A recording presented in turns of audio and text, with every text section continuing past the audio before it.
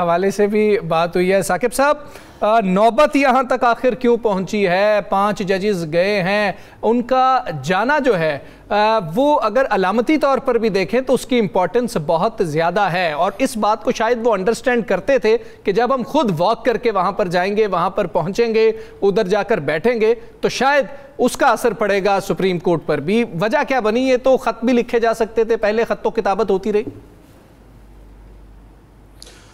بالکل حمزہ، جو نوبت ہے وہ اس نوبت تک کیوں معاملات پہنچے، اس پہ تو ہم بات کرتے ہیں۔ جو آپ سائلین کی بات کر رہے ہیں کہ سپریم کورٹ کے اسی گیٹ سے جس سے ایک سائل داخل ہوتا ہے، وہاں پہ آئی ڈی کارڈ دیتا ہے، وہاں سے ایک کارڈ لیتا ہے، انٹری کارڈ، اور اس کے بعد سپریم کورٹ کے اندر جاتا ہے، ایک پورا سیکوینس ہے۔ تو اسی گیٹ سے یہ جج انٹر ہوئے، کارڈ دیا، سپریم کورٹ کا کارڈ لیا اور اس کے بعد داخل ہوئے۔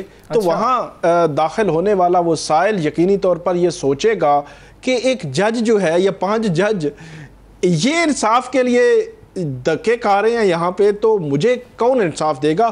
یہ میرے خیال میں زیادہ خطرناک ہے کہ ہمارا جو جوڈیشل سسٹم ہے اس پر عام لوگوں کا اعتماد اس کو دھچکا پہنچتا ہے ایسی موومنٹ سے۔ اب نوبت یہاں تک کیوں پہنچی، یہ اہم سوال ہے۔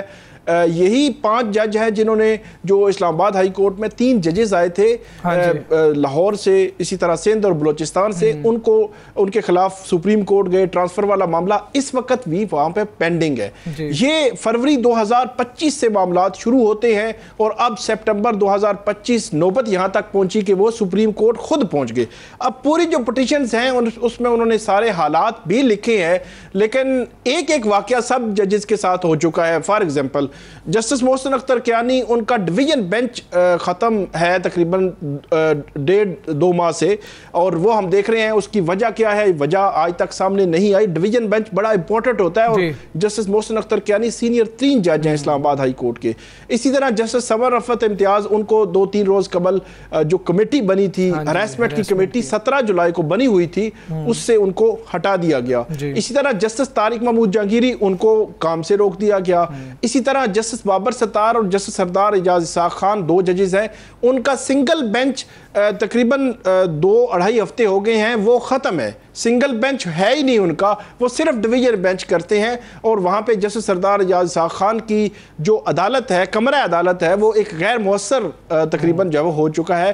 تو یہ تو ڈائریکٹلی ان کے ساتھ جو ہونے والے واقعات ہیں۔ اس کے علاوہ خط و کتابت ہوتی رہی، بینچز کی تبدیلی ہے، روسٹر ہے کہ جو فکسیشن ہونی ہے کیسز کی وہ کیسے ہوگی، سنگل بینچز سے کیسز نکالنا وہ کہا گیا ایلیگل۔ اسی طرح ایڈمنسٹریشن کمیٹی اسلام آباد ہائی کورٹ کی بڑی امپورٹنٹ ہے، وہ تبدیل ہوئی تھی پہلے فروری میں پھر جولائی میں، اور اس میں سینئر ججز کو نظر انداز کیا گیا، یہ بھی اس میں پوائنٹ اٹھایا گیا ہے۔ اور اس میں سب سے اہم پوائنٹ جو ابھی ریسنٹلی ایونٹ ہوا ہے، جسٹس طارق محمود جہانگیری، ان کو کام سے روکا گیا ہے۔ یہ کہا گیا ہے کہ اسلام آباد ہائی کورٹ یا کوئی بھی ہائی کورٹ کا جج اپنے کسی برادر جج کو کام سے نہیں روک سکتا۔ تو یہ معاملہ سپریم کورٹ کے سامنے میں آ رہا تھا کہ ان 5 میں سے ایک کسی جج کے خلاف سپریم جوڈیشل کاؤنسل میں ریفرنس بھی دائر ہوا ہے۔ جی بالکل، جسٹس سردار اعجاز اسحاق خان، ان کے خلاف آج جو ہے وہ ایک شکایت جو ہے وہ درج ہوئی ہے۔ اس میں مختلف قسم کے الزامات لگائے گئے ہیں اس شکایت پر، اور اس میں یہ استدعا کی گئی ہے کہ ان کو جو ہے وہ عہدے سے ہٹایا جائے۔ لیکن اس میں دلچسپ پہلو یہ ہے کہ یہ تو 6 درخواستیں آج ان کی جانب سے جمع ہو گئی ہیں۔ جو آپ نے شکایت یا ریفرنس کی یا کمپلینٹ کی بات کی کہ سپریم جوڈیشل کاؤنسل میں دائر ہوئی، وہ جسٹس محسن اختر کیانی ان کے خلاف بھی پینڈنگ ہے، جسٹس طارق محمود جہانگیری ان کے خلاف بھی پینڈنگ ہے، اب جسٹس سردار اعجاز اسحاق خان ان کے خلاف آ گئی ہے۔ تو اسی طرح چیف جسٹس جسٹس سرفراز ڈوگر، ان کے خلاف بھی ابھی 2-4 روز پہلے جو ہے وہ دائر کی گئی ہے اسی طرح کی ایک کمپلینٹ سپریم جوڈیشل کاؤنسل میں۔ تو ججز کے خلاف اس قسم کی کمپلینٹس عمومی طور پر آتی رہتی ہیں، لیکن میچور بہت کم ہم نے دیکھا ہے ہوتی ہیں۔ ماضی میں جسٹس شوکت عزیز صدیقی تھے، ان کے خلاف میچور ہوئی تھی، اور اس کے بعد یہ معاملہ چلتا رہا، اور اس کے بعد وہ جب ریٹائر ہو گئے، ریٹائرمنٹ کے بعد ان کی درخواست جو ہے وہ منظور ہو گئی۔ تو یہ جو جی ثاقب کمپلیٹ کر لیں ثاقب صاحب۔ اب جو عدالتی محاذ ہے، صرف آخری بات، عدالتی محاذ جو ہے میرا خیال ہے اس لحاظ سے زیادہ گرم ہونے جا رہا ہے کہ یہ 5 جج خود سپریم کورٹ جایا کریں گے, خود عدالت کمرہ عدالت میں روسٹرم پر کھڑے ہو کر خود دلائل دیں گے. ایسا عدالتی ہسٹری میں کبھی نہیں ہوا. ایک سنگل ججز کا ہوتا رہا ہے. جسٹس قاضی فائز ایک جج تھے, سابق چیف جسٹس جو ہے وہ افتخار چودھری صاحب کی ساتھ پورے وکلا تھے, اسی طرح جسٹس شوکت علی صدیقی جاتے رہے ہیں, وہ ایک جج تھے. لیکن 5 سٹنگ جج ہائی کورٹ کے, ایسی کوئی مثال جو ہے وہ ہمیں نہیں ملتی. اور بڑا دلچسپ ہوگا جس وقت یہ نیچے سے مطلب کہ اس طرف ہوں گے, جب یہ کیسز سن رہے ہوتے ہیں تو دوسری طرف ہوتے ہیں, تو یہ دلائل دے رہے ہوں گے, اور وہ ججز جو سپریم کورٹ کے ہیں وہ ان کو شاید قانون سکھا رہے ہوں گے یا یہ قانون سکھا رہے ہوں گے. تو دلچسپ جو ہے نا بڑا مکالمہ ہو جائے گا. ایک چیز میں ایڈ کر دوں, ایک چیز صرف, کہ آج جب وہاں پہ وہ جہاں پہ یہ دائری کروائی جاتی ہے, کوئی بھی پٹیشن لے کے جاتے ہیں تو متعلقہ رجسٹرار جو سپریم کورٹ کا ہے عملہ ہے وہ اسے لیتا ہے. تو وہ بار بار معذرت کر رہے تھے, ان کو پتا تھا کہ یار ججز ہیں, تو معذرت کر رہے تھے سر کہ نہیں تھوڑا سا ڈیلے ہو گیا تو معذرت. تو یہ کہہ رہے تھے نہیں معذرت نہیں, ہم ایز اے سائل آئے ہیں, ہمیں بھی پتا تو چلے کہ عام بندہ جب آپ کے سامنے آتا ہے تو اس کو کن کن مسائل مشکلات کا سامنا ہوتا ہے. ثاقب صاحب آپ کا بھی میں اس پہ کامنٹ چاہوں گا کہ یہ سارا معاملہ جو ہے اب پاکستانی ٹیم کی کیا حکمت عملی ہونی چاہیے, یہ جو بھارت کے خلاف اگلا میچ ہے.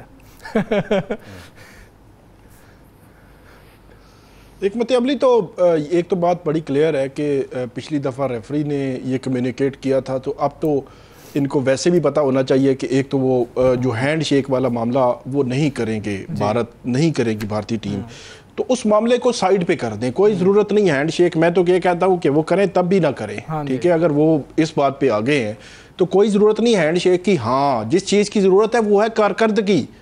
آپ میچ کھیلیں, اچھے طریقے سے کھیلیں.